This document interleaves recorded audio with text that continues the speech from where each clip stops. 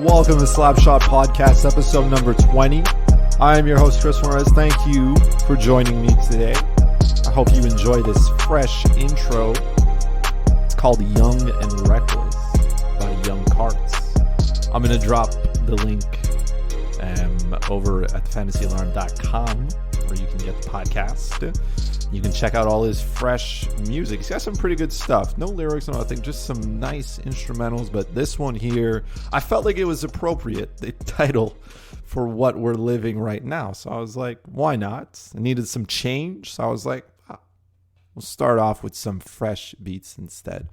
I hope you're all staying safe. If you live in the Montreal area, I hope you are all staying cool. It is hot. It has been hot the last 3 days. It is currently 31 degrees Celsius here in Fahrenheit. I'll let you do the conversion, but that's hot. What's 31? That'd be what, like 86? 87? No, 86 or 88 probably. Anyways, not important. What is important, though, is that we are going to talk about the NHL's return to play action that they have put together. Gary Bettman held a press conference. When is it? Today is what? Thursday? Maybe Tuesday? I think so. I don't know what day it is really. But he did hold a press conference. They do have a plan to return to hockey, which, again, this is an outline here, and nothing confirms that the NHL will be back yet. They have a lot of hurdles to get past. They have phase one down, which is, well, agreeing to the format. And we're going to look at the format. We're going to look at a little bit what's being said around what teams will benefit from it, what teams will not benefit from it. Obviously, if you've been following along, you probably know a little bit. But for those of you who haven't, for those of you who can't keep up, we're going to break this down. Because when I listened to the Gary Bettman's speech and his press conference and everything, and I was confused at first, so I had to go back and read it, and I did. Frank Saravalli of TSN did a really good job of putting together this cool article, which I am also going to drop on the fantasyalarm.com, so you can read it, and you should read it because it's pretty straightforward. It's easy to understand. He does a good job of explaining it. You know, Frank's one of the better people who work at TSN, obviously, so I think he did a good job. I think people should follow up and read it if you want to get a deep understanding. And I'm going to go through the outline of it, basically. And I'm going to focus on, like I said, the return to play, the 10 cities that Gary Bettman mentioned as possible hub cities. And then we're going to look at the two teams that voted against it. Let's start, though, with the 10 cities, 10 potential hub cities. So Gary Bettman has confirmed that these 10 cities are on a short list to be the final two. We're looking at Las Vegas, Toronto, Chicago, Columbus, Edmonton, Dallas, Los Angeles, Minnesota, Vancouver, and Pittsburgh. So those are the 10 teams. Of those 10 teams, again, I've talked about it on a previous podcast as well. I do think Vegas is the front runner. I believe that they have everything that's set up for them to get going. So I'm going to exclude Vegas here because I just think that they're going to get it. It just makes the most sense, right? The NBA is looking at Orlando, so if that frees up Vegas for the NHL, I don't see why they would not take it. So I'm going to cross Vegas off here. I've given them the top seed here as the potential hub city. A quick side note here. Gary Bettman did mention that for these hub cities, it does not have to be one in the East and one in the West. I do believe that he's going to want to do that. Or he's going to want to try to figure out something. Because as much as he doesn't want to put 2 in the West and 2 in the East, if he's forced to, he will. I know that. But let's put this on a TV perspective. If you live in the East Coast and you're watching, well, what's the farthest west you can go here? I guess LA, which is a long shot, and I guess Dallas is one time zone over. Yeah, okay, there's one full team in the West.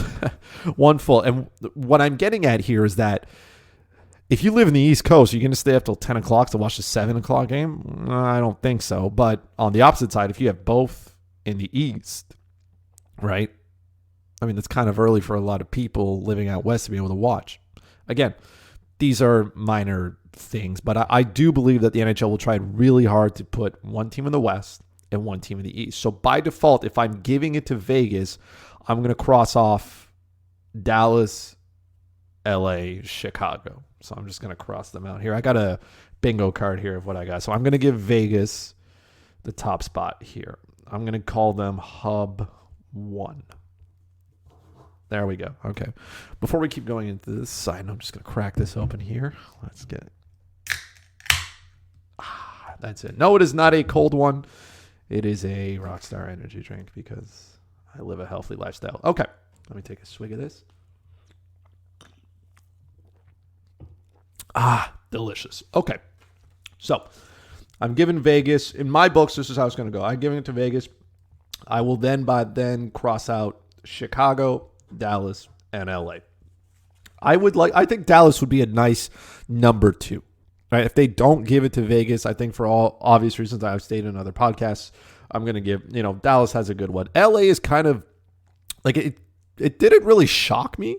I guess we didn't really talk about it, but I mean, yeah, I mean, LA makes sense when you sit and you think about it for a minute. I mean, I don't know if it makes the most amount of sense here, but I mean, I could. But again, like I said, my theory here is just that they're going to give it to one team in the East and one team in the West. I will, by default, afterwards, okay, let's try to count down the section. I will cross out Toronto. I will cross out Vancouver. I'm going to tell you why. So Canada will continue to have a 14-day self-isolation or self-quarantine for people coming into the country. So as I stated, I think it was last podcast, right? There's a reason why they're going to try to keep this in the United States is because if it just makes the process easier to get going, right?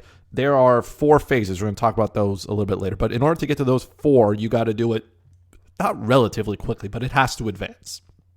And if the Canadian government, which again, I support him if he's saying, look, you're coming in here, lock everything down, self-isolate yourself for 14 days. Fine. But in the NHL, they can't wait 14 extra days before they start training camps and all that stuff. So I'm going to cross Toronto and I'm going to cross Vancouver off. Not because honestly, Hub 2 would have been Toronto. I would have given it to them. I think it would be nice to have it in a Canadian market as well, generate some buzz, just, all that stuff. But you can't because the government's not going to allow it to happen. Oh, I forgot Edmonton. My bad, Edmonton. You're also in Canada. Okay, so I'm going to cross Edmonton off here as well. So that's that. Again, should Vancouver have it? Of course. I do. Oh, there's the other West Coast. Man, I am. Whew. Okay, so LA and Vancouver. Yeah, so that's why you wouldn't be able to put LA and Vancouver in the same spot because that's like all the way west. What about the East? Blah, blah, blah. It doesn't matter because it's not coming to Canada anyways. All right, so I'm going to cross those off. So we still have Vegas as a top one here. I'm going to cross off Minnesota by now because if you follow the news and you keep up with tragedy at its best, right? What happened with George Floyd? If you don't know, just Google him. You'll understand. The black man who died after his encounter with a white police officer putting his knee on his neck. Not going to talk about this because this is a hockey podcast. You should probably check it out because racism in the United States and in the rest of the world still exists. So I'm going to cross Minnesota off because there's a whole bunch of rioting going on right now. And I'm sure the NHL is going to be like, look, we're not going to go there. Okay. This leaves 2 cities, Columbus and Pittsburgh. And I would probably give it to Pittsburgh. I'm going to give Hub 2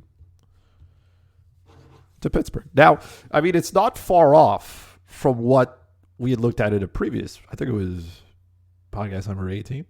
I think it was 18 when we were talking about hub cities. It was Vegas and Columbus, right? And that seemed far-fetched, but Columbus is still on this list, though. Like, Columbus is still there, and it kind of makes a lot of sense why they would.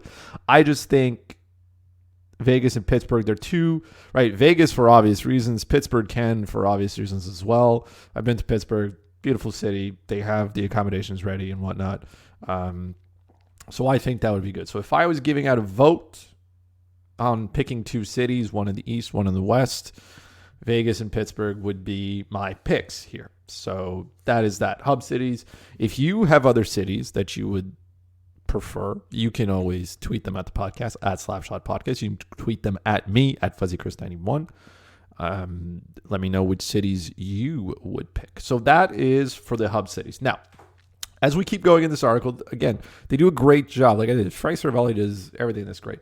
So let's look at how they want to go. So the NHL has 4 phases. They have completed phase 1, which is determining the format, which is now we know is a 24-team format. So 12 teams in the East, 12 teams in the West. Gary Bettman has confirmed that the season is officially over. So that's it. So these 24 teams make the playoffs. Now, let's break this down East and by West.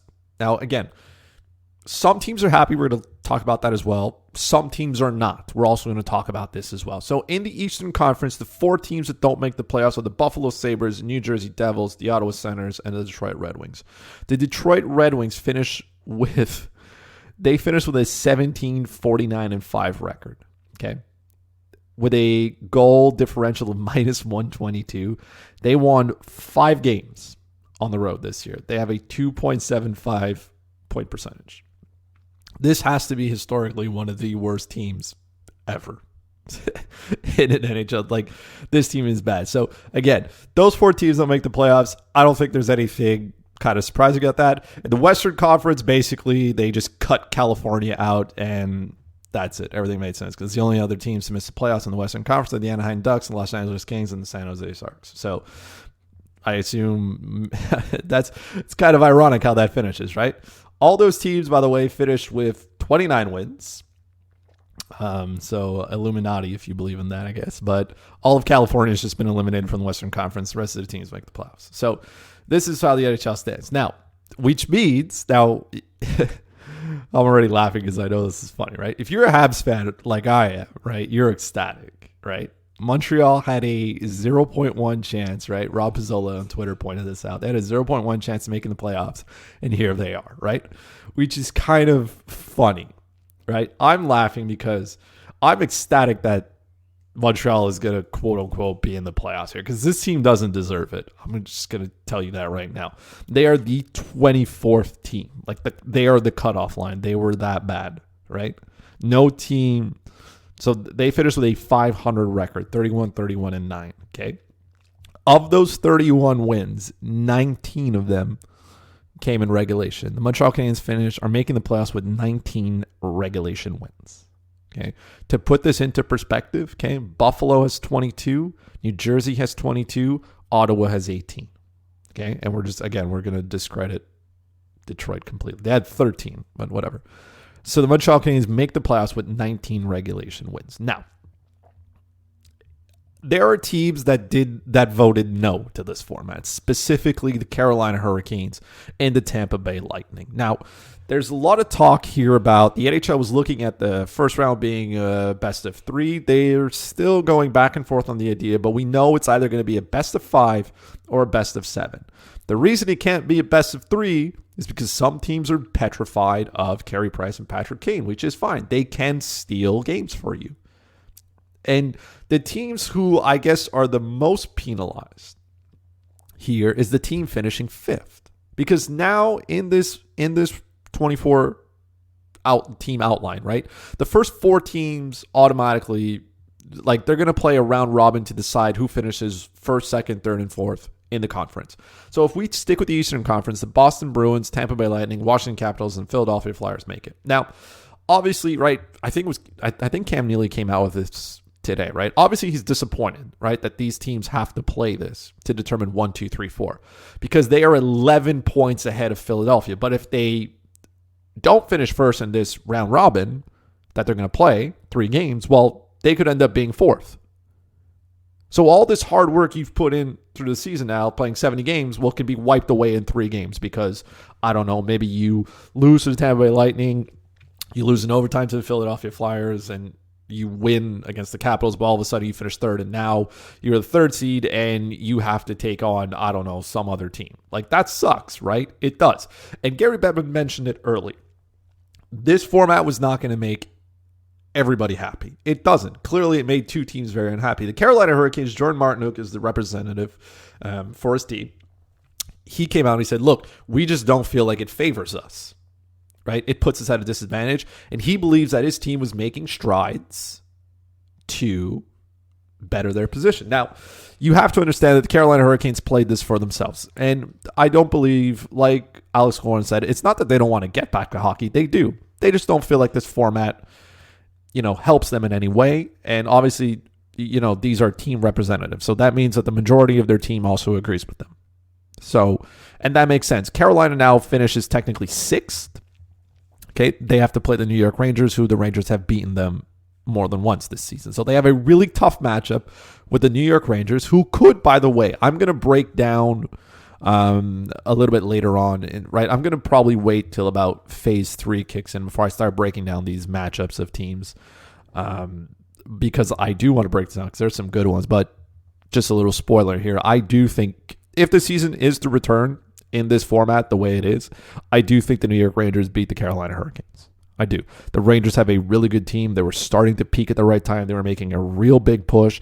They're not as deep maybe as the Carolina Hurricanes are, but I mean, man, they can do stuff. And I guess it kind of works out well for the Rangers, right? They never traded Chris Kreider. Yes, he got hurt, but I mean, shit, this team can, like, there were teams who were selling off, and now, well, boom, here they are, playoff team. But yeah, let's stick to this, right? So Jordan Martinook, his argument for the Carolina Hurricanes was, look, we think we could have gotten a better position. And in all honesty, probably not. Like, maybe they're just thinking too highly of themselves here.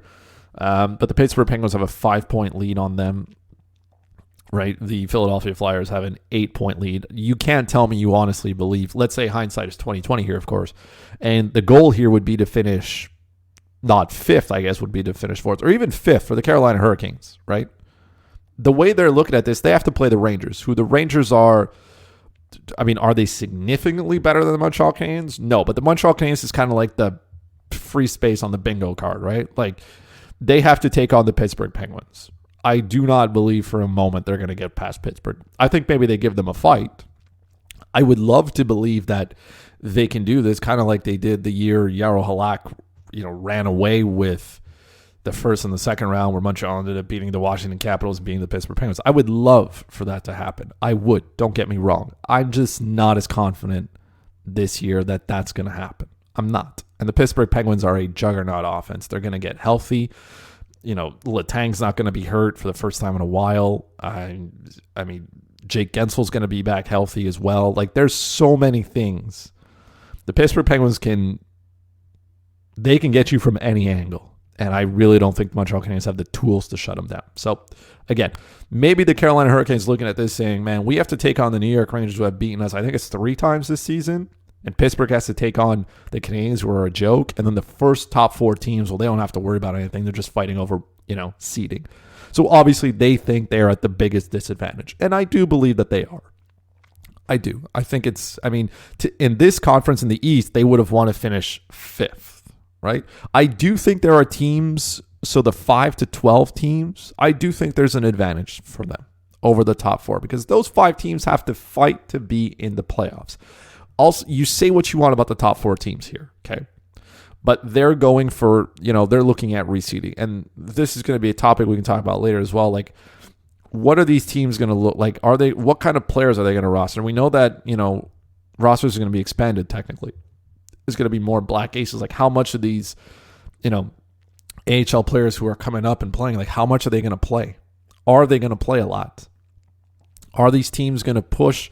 Let's say you've locked it up, or that you're going to finish first. Like, are they going to start resting players? Like, there's so many different types of conversations to have. That if you're from 5 to 12, you have to put your best lineup out there every night. You got to win, kind of like most teams do in the playoffs. Top 4 teams. Is the competition going to be good? Probably, but how good is it going to be? I don't know. Anyways, we digress from there. So Carolina believes that they could have maybe gotten a better spot. I don't think it's true, but I understand why they're not having it. The Tampa Bay Lightning has basically said, look, we don't think it's fair that, the bottom teams get to kind of have an extended training camp, but we don't. So the NHL kind of answered that by saying, well, here's what we're going to do, the reseeding. But like I just said, what are the quality of these games? I know they got to win, but technically they're all going to make the playoffs where they are. So do they really push to try to see? Like, you're not going to know which teams are going to be facing off who, but maybe the Tampa Bay Lightning feel like, look, we were kind of locked in. Well, not really locked in, but I don't think they cashed the Boston Bruins. They could finish second, third, or fourth. I don't think it affects them very much. I think they have less to lose. Obviously, they do. They have less to lose than the Carolina Hurricanes. Carolina Hurricanes can be eliminated completely. But Tampa Bay, I guess they just didn't see it. The rest of the teams voted yes. They're like, look, we'll do this. And again, there are obviously players, just because your team voted yes, doesn't mean that the whole team agrees here. I'm sure there are players who said, look, this is garbage.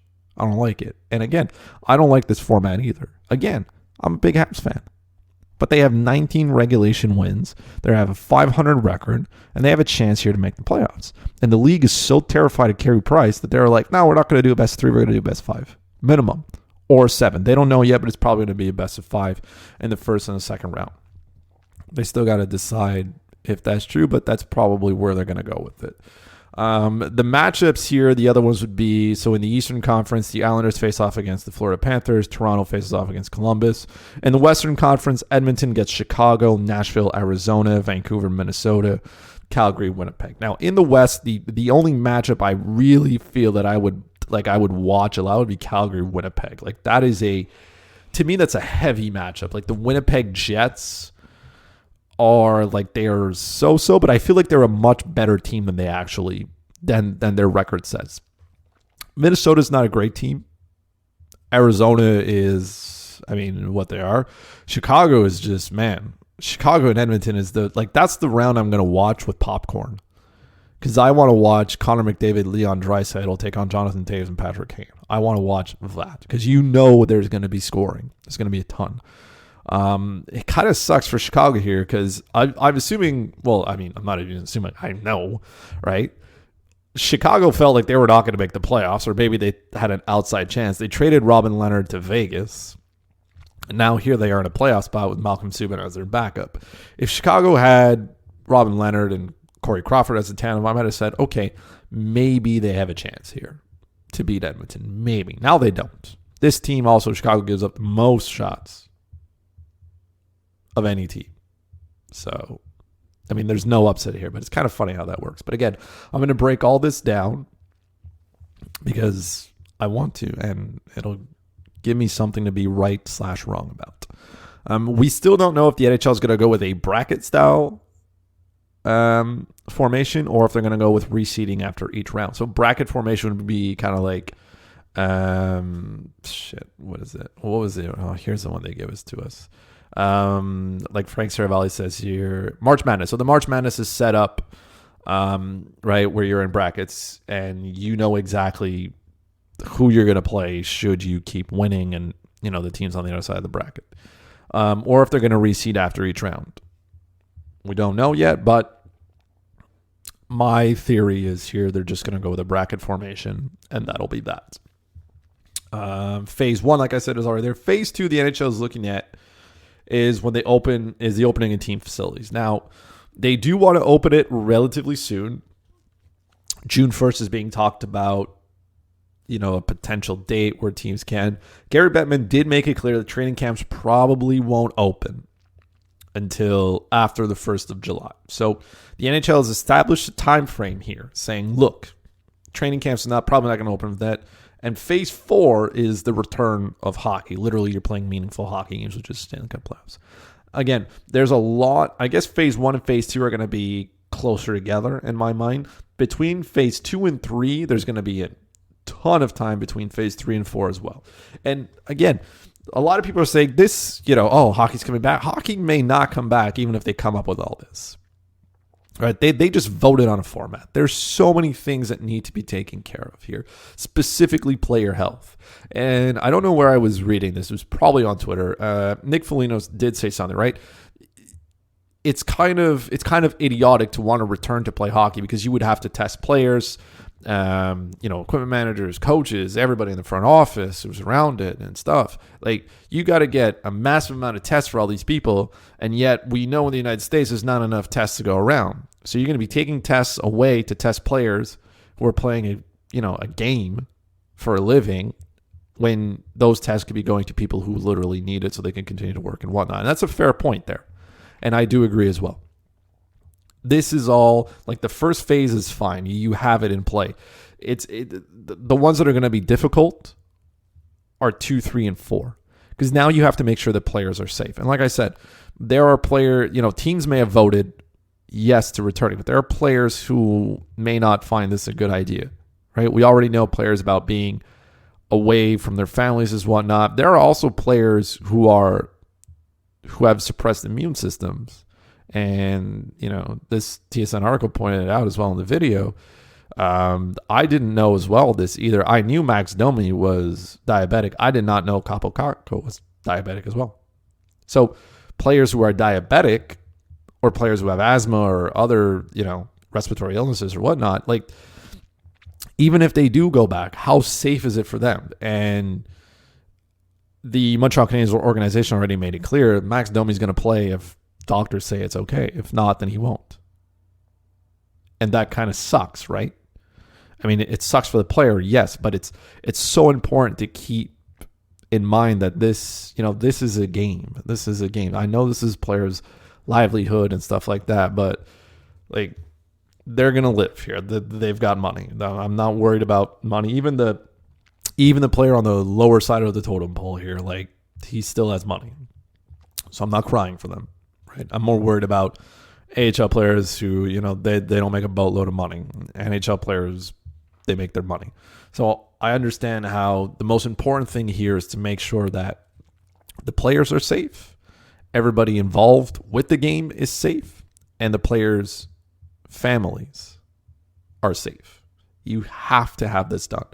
And there are other leagues that are opening up as well. You look at I think it was in Germany in the Bundesliga, right? You have to make sure there's some player, or I think there was four or five either players or coaches or trainers and whatnot who test positive. And how do you tackle that? How do you make sure that this is not going around? You have to trace this. There's so much that's still in limbo that, like, it's nice to be able to talk about this because there's something, man. Look, I waited because I knew that the NHL was going to talk about this. I didn't want to do a podcast early in the week and have nothing. I waited. I read this. I wanted to understand. Like, I'm actively trying to understand something. I'm trying to get hockey into me because, man, there's nothing. Like, I haven't skated in, it's going to be almost 3 months. I mean, I miss hockey personally. I miss it. It's not the same. I don't get to play it. I can't watch it. And it's the same thing for other sports. People who are fans of baseball and stuff. Baseball's got its own bunch of problems that it's got to deal with, right? With player salaries and all that stuff. And I mean, this sucks, but we got to make sure that people stay safe, right? And there's so many people who are just, like, look at Toronto. The province of Ontario lacks some rules, and all of a sudden Toronto Beach or Toronto Park, I think it was, for some festival or whatnot, packed with people. Nobody's social distancing. Same thing in, I don't know where in the States as well. I don't know. It's all over the place. I don't follow it. I don't even keep track of it because I just look at it. I'm like, man, like we got to keep social distancing, and we got to keep staying safe, and we got to wear masks to make sure that we're okay. And some people, look, you may not agree with it, and that's fine, man. Look, I'm not going to argue what you believe in, okay? But at this point, sometimes I see people and, there are reasons for not wearing masks is, well, it's my right to not wear it. And I get angry on the inside, right? I don't yell at these people. I don't tell them off. I'm like, look, if that's what you believe, fine. Like, it's unfounded and it's dumb, but fine. Believe it if you want, okay? Saying I'm not going to do something because it's my right to not do it doesn't work, right? I don't think it does. And again, this is my opinion. We're not going to argue it. This is still a hockey podcast. What you believe in is fine. And I respect it. And you're allowed to have an opinion that's different than mine. That will always be the case here. Okay. But my number one argument for people, because obviously you can catch a whole bunch of videos online of people walking in stores. I think there's one with a Costco guy where this guy literally says, I'm not wearing a mask because it's my right. And I'm sitting there going, man, like, that's an unfounded thing to say. Just saying I don't want to do something because it's my right because the Second Amendment tells me I can. Like, that's not a valid point. You do know, right? And here's how I count it with a mask, okay? So if you go to a store, in the store, I think stores should oblige you to wear it. I really do. I think if you lax all these rules of keeping people in self-isolation and in quarantine and whatnot. And you say, look, you can go out, you can do things, you can social distance, but you got to wear a mask. I think that's a reasonable compromise for most of the world. You can go back to a lot of things that you were doing before, but you got to wear a mask. Including stores, where you go, fine. I think that's a fair trade-off. People don't like it because they feel like their rights are being taken away. But let's stop for a minute, okay? I've been to North Carolina, great place, been to Myrtle Beach, love it. You do know that these places have, most of the times, on top of, as you enter the store, they have these cool little stickers that say you must be wearing a shirt and you must be wearing shoes when you enter the store. And nobody sits there and says, well, you know what? It's my Second Amendment right not to wear a shirt in this store. No, we all wear a shirt when we go to a store. Yet there are stickers on the door that tell us we have to. But it's fine. We do it. Nobody walks in, like nobody goes to a store shirtless and says it's my Second Amendment right to do it. So why are we doing it with masks? It's the same thing. It's the same thing. It's a store forcing you to wear a shirt when you go in, and a store forcing you to wear a mask when you go in is the same thing. They're doing it. Let me trend lightly here. The mask here is to protect you and others. A shirt doesn't protect anybody, by the way. The store still tells you to do it. Nobody's sitting there saying, well, if I don't want to, I don't have to, right? But they do it for the courtesy of others. Wearing the shirt is to visually not see some people's bodies, right? Which some people don't want to see. A mask is to protect yourself. And there are a whole bunch of easy to understand reasons why wearing a mask is important. There's a whole bunch of reasons, man. My favorite one is the one where it's two dudes, they're right, and the mask says about two dudes not wearing pants, right? So if both of you are not wearing pants, you can both pee on each other, right? If one of you is wearing pants, right? Well, the other guy can still pee on you, and you can absorb the pee. And then if you're both wearing pants, you both pee or try to pee on each other, you can't pee on each other. And that, to me, is the easiest way to explain it why wearing a mask is important. So, we should all wear a mask. Because in my mind, or at least for me, personally, I don't go out very much anyways. I don't do that. I order everything online. Amazon's been nice to me, regardless of their, what Jeff Bezos does to his employees and whatnot. I've ordered a massive amount of stuff online. I'm going to build my own PC. I'm doing that apparently. So, right, I've ordered a whole bunch of parts from a whole bunch of different places. So I just ordered everything online. I don't go out unless I have to. Unless I literally have to. Where I'm like, okay, I need something. Like I went to the pharmacy because I needed to pick up a package. That's the only reason I went. I didn't go there because I needed something. Or sometimes I'll just tell my girlfriend, I say, hey, can you go? Or if you're going, can you pick up this for me? I don't go anywhere. I don't want to either. I don't want to put me in danger. I don't want to put somebody else in danger. So I just don't go. That's it. And it's fine. Some people have to. I understand that. Protect yourself. Whether you want to believe this is true or not, whether you want to believe that, coronavirus is the same thing as the flu or whatnot, that's fine. Look, conspiracy theories are everywhere. People have their own beliefs. I feel like it's not that these people actually believe that it is, right? I don't think these people who are going out and doing what they're doing and not social distancing, I don't think it's because they don't care. I just think they're tired of this because society's not pulling together. So now what happens when he says, well, Jim over here is not doing his part. Why am I doing it? Why am I being punished?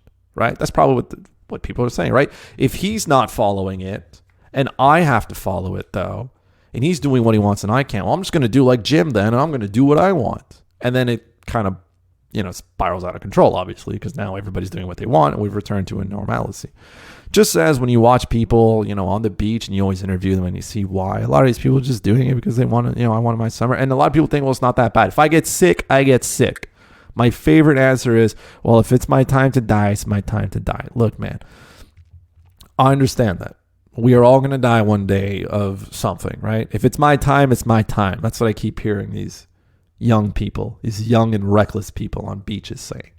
If it's my time to die, it's my time to die. Look, man, if I don't run into a burning building saying, if it's my time to die, it is. No, that's putting myself in danger, right? If I went to run on a highway yelling, if this is my time to die, it's my time to die, I might die because I'm putting myself in a situation where I actually might. That's what they're doing. They're putting themselves in danger and others. I also like the one dude, the video. This dude is like, if as a family, we decided that if we get coronavirus, we're going to deal with it as a family. Okay, fine. How are you going to deal with coronavirus as a family? What are you going to do? Treat it at home? What if you need a ventilator because you can't breathe? You're going to go to the hospital. That's where you're going to go because you caught coronavirus because you were on a beach and you think you're going to deal with it as a family. You're not. You're going to go to the hospital. You can't breathe. Or you have symptoms that that you can't control. Or you can't control the illness yourself because you're not a doctor. Or you don't know what to do, and now you got everybody in the family sick. Now your whole family can't work. Maybe your mom or dad dies or somebody else dies, and boom, now you get to grieve for the rest of your life because you were going to handle it as a family. You're not going to handle it as a family, man. Come on. You're going to go to the hospital. Right? Nobody ever deals with a stroke as a family at home. Nobody's sitting saying, man, if I clog my arteries and I get a stroke, I'm just going to deal with it. We decided we're going to deal with it as a family. And, it might just be my time to die, right? I understand people are tired of this. I am too. I don't like it. It's changed. I am a creature of habit. I am, man. I will wear my shoes until they have holes in them because I don't like to change things. I don't like changing things. I like knowing the outcome of things, or at least predicting the outcomes or playing the odds of things, right? Which is why I enjoy,